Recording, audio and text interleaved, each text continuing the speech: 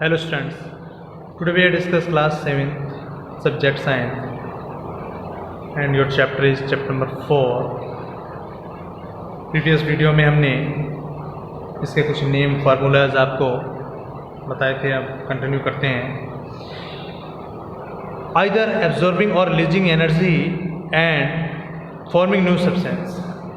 अब जब भी केमिकल रिएक्शंस होती हैं तो उसमें तो यह एनर्जी रिलीज होगी या एब्जॉर्ब होगी और क्या बनेगा, एक न्यू सब्सटेंस बनेगा. स्टूडेंट्स क्या बनेगा, न्यू सब्सटेंस बनेगा. और यही हमारे क्या कहलाते हैं, इसे हम क्या बोलते हैं, केमिकल रिएक्शन बोलते हैं, केमिकल रिएक्शन. Okay students. अब स्टूडेंट जो साइंटिस्ट हैं उन्होंने स्टडी करा इसकी प्रॉपर्टीज़ के बारे में, जो भी सब्सटेंसेस होते हैं, केमिकल चेंजेस होते हैं, उसके बारे में डिस्कस करा, टॉकिंग करी. यानी कि ये सारे के सारे जितने भी केमिकल रिएक्शंस वगैरह, सब्सटेंसेस वगैरह हम न्यू सब्सटेंसेस बनाते हैं केमिकल रिएक्शन द्वारा, यानी कि बेनिफिट्स के लिए बनाते हैं. किसके, मैनकाइंड, यानी अपने लिए, मनुष्य के लिए बेनिफिट्स के लिए बनाते हैं, इनका यूज होता है. तो कंडीशंस ऑफ केमिकल रिएक्शंस की कुछ कंडीशंस हैं. क्या है, वन और मोर सब्सटेंसेस की ज़रूरत पड़ती है किसी भी केमिकल रिएक्शन को करवाने के लिए. ठीक है, सिर्फ वन सब्सटेंस से कोई भी चीज़, नया प्रोडक्ट्स नहीं बनेगा. जैसे कि हमने अपने वीडियोस में, प्रीवियस वीडियोस में हमने बताया था, जो आपकी बुक में है 115 की डिस्कवर्ड हो चुका है आपके, लेकिन अगर बात करूं तो 118 के आसपास एलिमेंट्स की डिस्कवरी हो चुकी है. आपकी बुक्स में 115 है और 92 डिस्कवर्ड हो चुके हैं नेचर में, पर 94 डिस्कवर हो चुके हैं नेचर में. ठीक है, आप अपने बुक के अनुसार चलिए, क्योंकि इससे संबंधित कुछ को आपके क्वेश्चंस आएंगे तो आपको आंसर अपने बुक्स के अनुसार ही देना है. ठीक, तो कंडीशन ऑफ केमिकल रिएक्शन हम बताए थे, एक तो एब्जॉर्ब होता है, रिलीजिंग होगी एनर्जी की जब भी केमिकल रिएक्शन होगी. 100% ये तो पॉसिबल ही है. एनर्जी तो जरूर या तो एब्जॉर्ब होगी या रिलीज होगी, क्योंकि कभी भी केमिकल रिएक्शंस होती हैं तो एनर्जी जरूर होती है. इसमें एनर्जी लास्ट में महत्वपूर्ण रोल, मेन इंपॉर्टेंट रोल होता है, या तो एब्सॉर्ब हो जाती है और या रिलीज होती है. ठीक है, और एक इंपॉर्टेंट केमिकल रिएक्शन की कंडीशन ये है कि हमेशा ऑलवेज न्यू प्रोडक्ट्स हमें बनता है जब भी हम केमिकल रिएक्शंस बनाते हैं. जैसे हम अब नेक्स्ट कंटिन्यू करेंगे इसको. अब characteristics of a chemical reactions. तो in a chemical reaction the reactants converting करता है into products are characterized by the following features. जब भी अभी हमारा क्या है, रिएक्टेंट्स जो रिएक्शन करते हैं, तो जो रिएक्टेंट्स होता है वो कन्वर्ट हो जाता है किसमें, न्यू प्रोडक्ट्स में. पहले हम कुछ ले लेंगे, उससे किसी के साथ रिएक्शन करवाएंगे तो वो क्या कहलाता है, यानी कि रिएक्टेंट्स कहलाता है हमारा, और बाद में क्या होता है, हमारा प्रोडक्ट्स प्राप्त होता है. जैसे कि इवोल्यूशन ऑफ गैस. गैस किस प्रकार से बनती है, आपको गैस बनानी है, जैसे हाइड्रोजन गैस बनानी है तो कैसे बनाएंगे. तो सपोज करो हमने क्या लिया, जिंक लिया और सल्फ्यूरिक एसिड लिया, ये सब्सटेंसेस दिए, केमिकल सब्सटेंसेस दिए. अब जिंक को H2SO4 के साथ रिएक्शन करवाने पर हमारा ZnSO4 बनता है और H2 बनता है. फिर जिंक की अब इसके साथ करवा देंगे आपका सल्फ्यूरिक एसिड.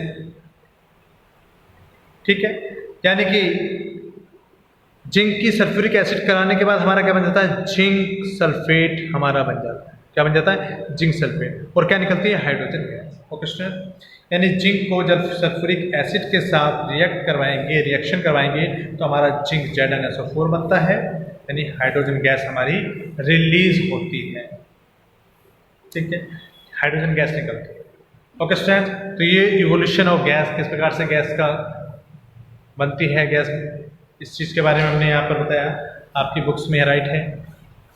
उसके बाद स्टूडेंट्स अगर बात करें हम चेंजेस ऑफ स्टेट की, अब आपने देखा होगा चेंजेस ऑफ स्टेट्स.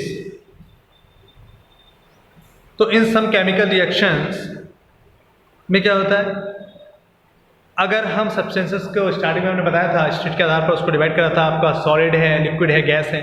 अब यहाँ चेंज हो जाता है. गैस को कैसे लिक्विड बनाओगे, तो जाहिर सी बात है, 1 मोर हम यहाँ पर सब्सटेंस लेंगे, गैस लेंगे, तभी कोई चीज़ सॉलिड बनेगी, क्योंकि कंडीशन है किसी भी केमिकल रिएक्शन के लिए कि वन मोर होना चाहिए। तो इन सम केमिकल रिएक्शंस हम देखते हैं कि हमने क्या लिया यहाँ पर आपका हाइड्रोजन गैस, ठीक है, H2S2 और क्या लिया O2 गैस, ऑक्सीजन गैस, और दोनों को आपस में इनके रिएक्शन करवाई तो क्या बना हमारा H2 यानी कि लिक्विड वाटर प्राप्त हो गया। तो ये दोनों गैस थी और क्या कन्वर्ट हो गई लिक्विड में।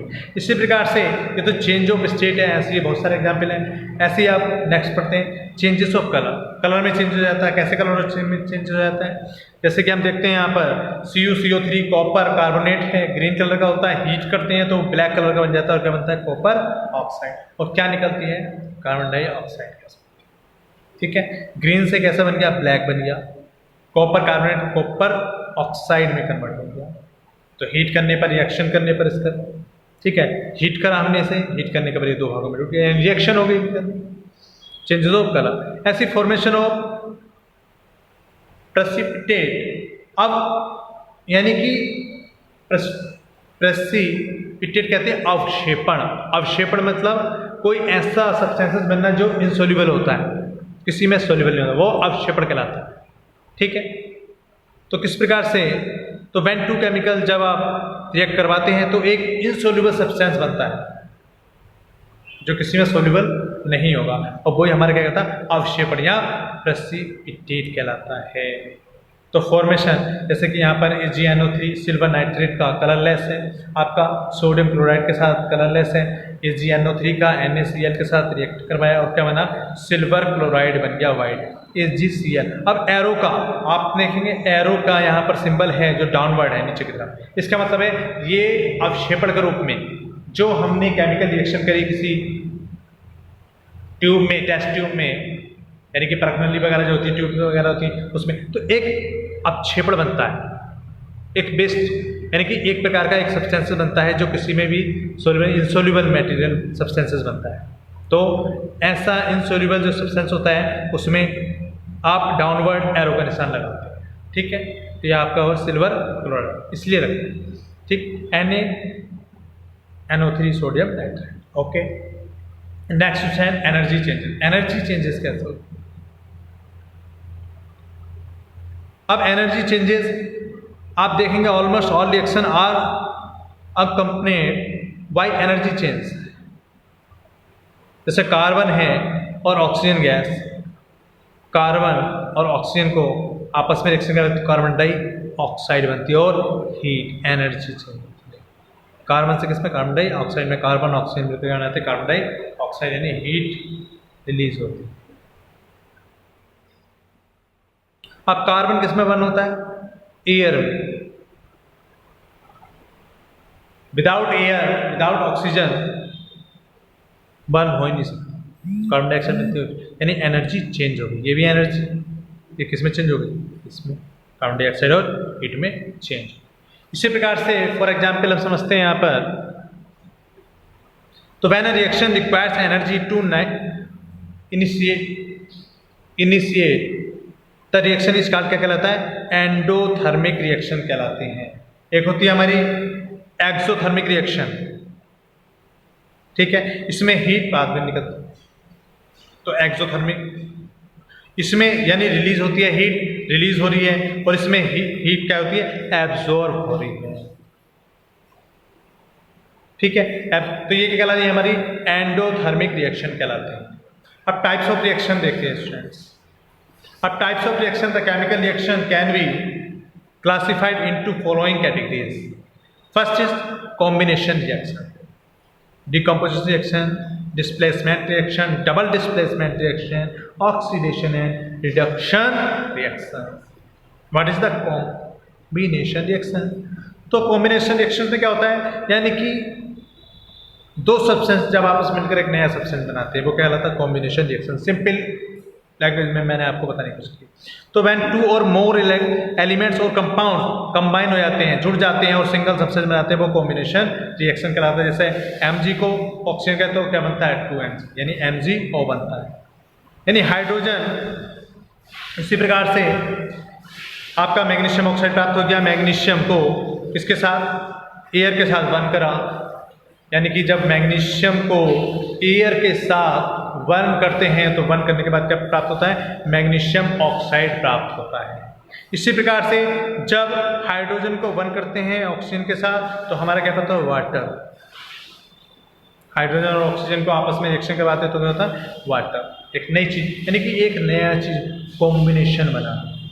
तो ये कॉम्बिनेशन किसका है, हाइड्रोजन और ऑक्सीजन का। ये किसका, मैग्नीशियम और ऑक्सीजन का। अंडरस्टैंड।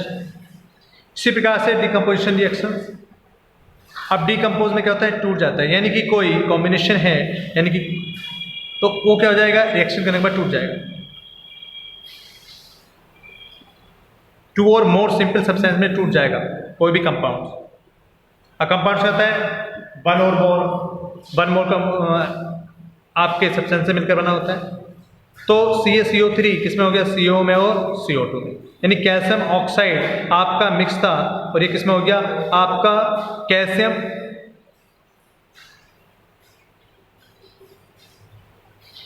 CaCO3 CO में और CO2 में। इसी प्रकार से अगर बात करें तो कैल्शियम ऑक्साइड, अब ऊपर तो क्या था आपका, कैल्शियम कार्बन मोनोऑक्साइड था। इसी प्रकार से CaCO कैल्शियम ऑक्साइड इसकी किसके साथ करवाई, वाटर के साथ करवाई और हमारा क्या बन गया, COH का ऑल्कोहाइड, यानी कैल्शियम हाइड्रोक्साइड बन गया। ठीक है स्टूडेंट्स, अभी यानी कि डिकम्पोजिशन हो रहा है रिएक्शन का। क्या हो रहा है, डिकम्पोजिशन किसका हो रहा है, रिएक्शन का डिकम्पोजिशन हो। जैसे हम यहाँ पर देख रहे हैं, यानी ऊपर हम कैल्शियम कार्बोनेट, सॉरी पहले मैंने कैल्शियम मोनोऑक्साइड, कैल्शियम कार्बोनेट, यानी कैल्शियम कार्बोनेट को रिएक्ट करवा रहे हैं तो क्या बनना है हमारा, कैल्शियम ऑक्साइड बनना है और कार्बन डाइऑक्साइड बनना है। इसी प्रकार से कैल्शियम ऑक्साइड को जब रिएक्ट करवाएंगे किसके साथ, जल के साथ, हमारा क्या बनना है, कैल्शियम हाइड्रोक्साइड बनना है। ओके स्टूडेंट, इसी प्रकार से स्टूडेंट्स हमारा नेक्स्ट है डिस्प्लेसमेंट रिएक्शन। अब डिस्प्लेसमेंट हो जाता है, डिस्प्लेसमेंट हो जाता है, किस प्रकार से डिस्प्लेसमेंट हो जाता है, यानी कि सब्सटेंसेस हैं, आपने देखा यहाँ पर CuSO4, कॉपर सल्फेट सॉल्यूशन है। ठीक है, अब कॉपर रिप्लेस हो जाएगा फ्रॉम कॉपर सल्फेट से, इसके द्वारा जिंक के द्वारा। जब इसके साथ रिएक्शन करते हैं तो कॉपर हट जाता है और अलग बन जाता है और ये आपका जिंक इसके साथ जुड़ जाता है, यानी कि कलरलेस सॉल्यूशन बन जाता है। ठीक, तो यह डिस्प्लेसमेंट, जो सब्सटेंस होता है उसे टूटकर और वो किसके साथ जुड़ता है, किसी दूसरे के साथ और न्यू बन जाता है। अब डबल डिस्प्लेसमेंट में क्या होता है, यानी कि AgNO3, जो आपका AgNO3 है, सिल्वर नाइट्रेट है, इस सॉल्यूशन को जब NaCl के साथ ऐड कर देंगे, सोडियम क्लोराइड के सॉल्यूशन के साथ रिएक्शन करवा देंगे, मिला देंगे, एक वाइट प्रेसिपिटेट बनता है, इसका नाम है सिल्वर क्लोराइड। ठीक है, अब Ag इसके साथ Cl के साथ और NaNO3 के साथ, तो डबल डिस्प्लेसमेंट हो गया। जबकि यहाँ पर क्या था, सिंगल डिस्प्लेसमेंट था, Zn इसके साथ जुड़ा था किसके, SO4 के साथ और Cu अलग। Okay, it does double displace. अब आता है next student oxidation and reduction reactions, यानी कि व्हेन ऑक्सीजन, जब ऑक्सीजन को ऐड करते हैं इन अ रिएक्शन, यानी कि जब जुड़ जाते हैं ऑक्सीजन किसी सब्सटेंस के साथ जुड़ जाता है तो वो क्या कहता है, ऑक्सीडेशन। यहाँ पर C कार्बन के साथ क्या जुड़ गया, ऑक्सीजन, तो क्या बना लिया, कार्बन डाइऑक्साइड। तो ये आपका ऑक्सीडेशन हो गया। और जब रिलीज होता है, निकलता है, कमी आती है, वो क्या कहलाता है, रिडक्शन कहलाता है, रिमूव होता है। जैसे CuO कॉपर ऑक्साइड, इसके साथ हाइड्रोजन के साथ रिएक्ट कराया तो कॉपर अलग हो गया और हाइड्रोजन के साथ क्या जुड़ गया, ऑक्सीजन जाके जुड़ गया, यानी यहां पर क्या हुआ, रिलीज हो गया और यहां पर क्या हो रहा है, ऐड हो रहा है, कंबाइन। ठीक है, तो ऑक्सीडेशन में जुड़ेगा रिएक्शन करने के बाद और रिडक्शन में जिस सब्सटेंसेस को आपने लिया अदर सब्सटेंस के साथ रिएक्शन करवाया तो उससे क्या हो जाएगा, रिलीज हो जाएगा। ओके, ये है आपका oxidation and reduction reaction. Next video में नेक्स्ट टॉपिक हम आपका कंटिन्यू करेंगे। Thank you.